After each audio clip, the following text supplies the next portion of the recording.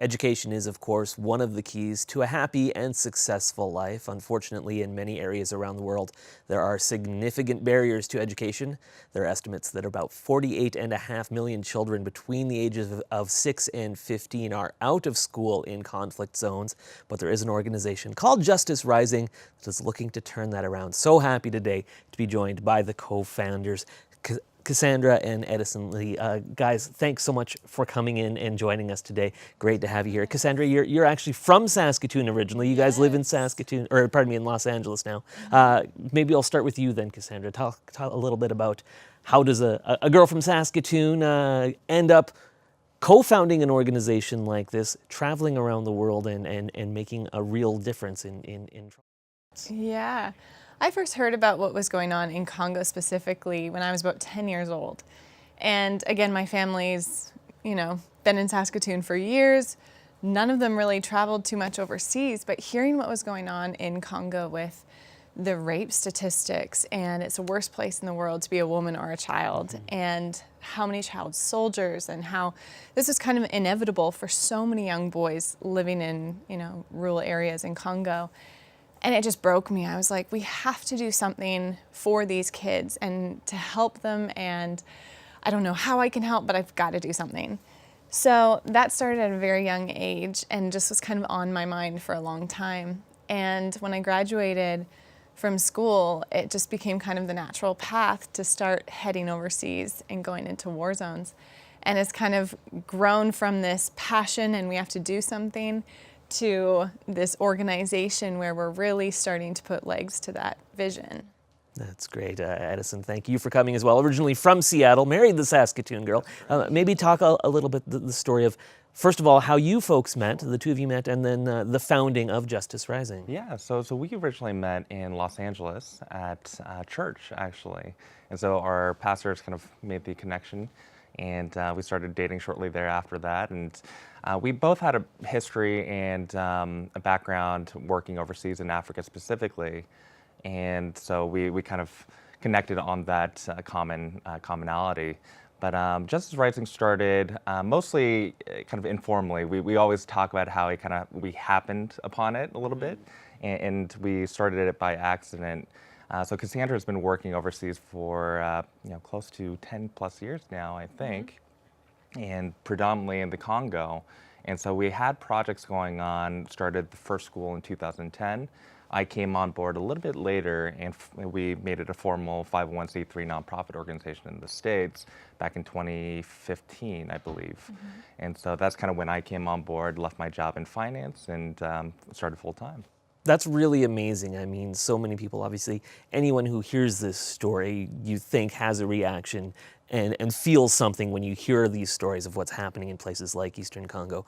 But it's an entirely different thing to not only take action about that, but to actually go to these places. That's really remarkable. And I would imagine at times a little daunting, perhaps a little scary to go into these places. A little bit. I feel like usually the unknown is the scariest thing. Sure. So our first trips into a certain area, especially when we hear about the conflict happening, the first time going in, you're always a little nervous.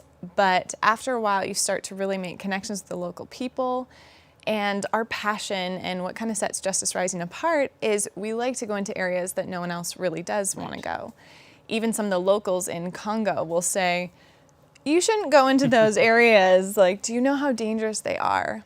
But what stirs us is knowing how many people are suffering there and what an impact education can have and how it's so needed. Our work is so needed there. So we just keep pushing on into these places, even with the risk and the danger. So.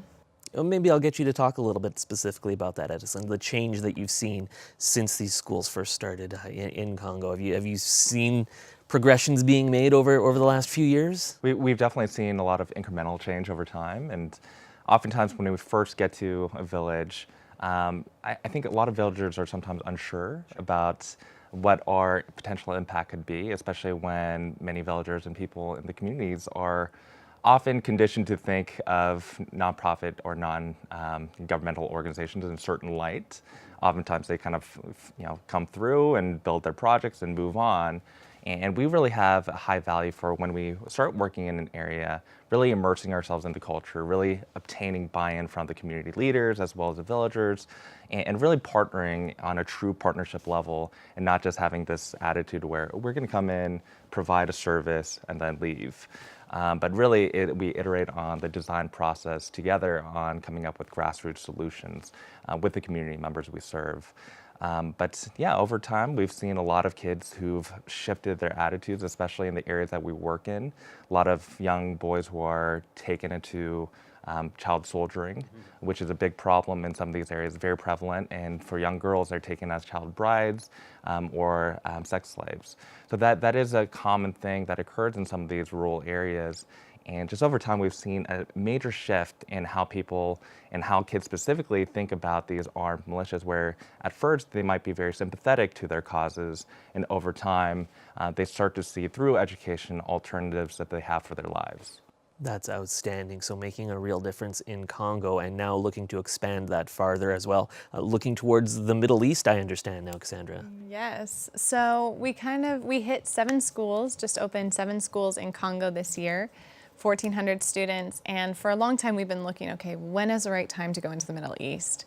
And we kind of have felt really comfortable with how things are going in Congo. And so we started taking our first trips to Iraq and also Syria back in April. And we just connected with some amazing locals on the ground who are already doing incredible works.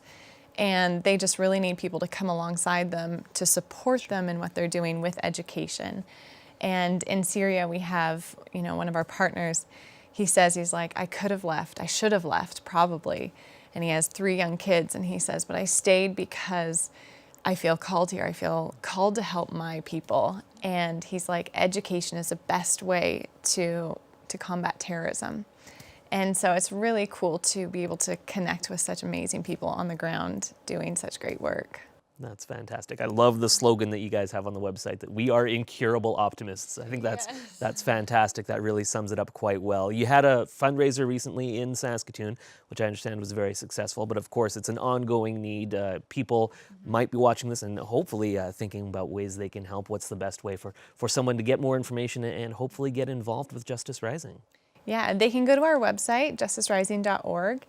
And we really encourage people that we each have our own piece, something to bring to the table. Not everyone has to go to Syria or move to Congo and live in a little mud hut, but we can all do something. And whether that's partnering monthly and financially giving $25 or $500 a month, it's doing whatever you can. Or maybe it's a one-time gift. Maybe it's rallying some friends and having a dinner and talking about these things and spreading the word and bringing awareness. Whatever it is, we encourage people to really get involved and do whatever you can.